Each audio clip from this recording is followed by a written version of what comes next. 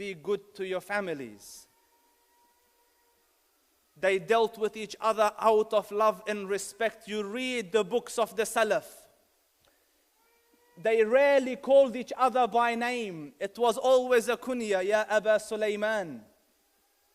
Learn decency and niceness from the Rasul. The Prophet ﷺ spoiled them. There was a group of Abyssinians doing sword play in the courtyard of the masjid. She wanted to watch Aisha.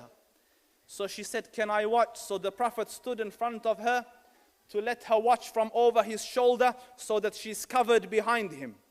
So she's watching from here. And she watched and she's enjoying it, and she's young and the Rasul is older. Life is much more serious from where he stands.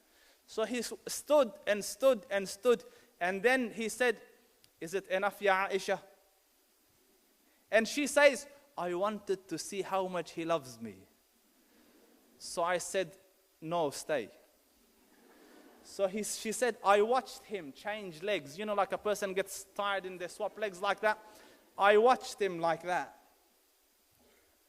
And she says, I asked him, what is your love for me like? So he said, like a knot, tight. So she used to ask, you know, as the days used to go by, how is the knot? So he used to say, ala haliha, as it was. As it was. Learn to live from your Prophet, Muslims.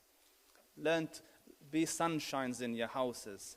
It is so sad to see in 2014, where man has landed on the moon, people are still arguing over little things. Why didn't you cook this meal? I'm not talking to you. And months go by, I'm not talking to you. Learn to live Muslims. The Prophet ﷺ never lied. We were talking all yesterday about honesty and ethics and, being righteous in business. The Rasul never lied. He never deceived. He never even remotely deceived. Listen to this. The Prophet ﷺ, there was a criminal, a fugitive from Islamic law. He had ran away from Medina and gone and taken refuge in Mecca. And the capital punishment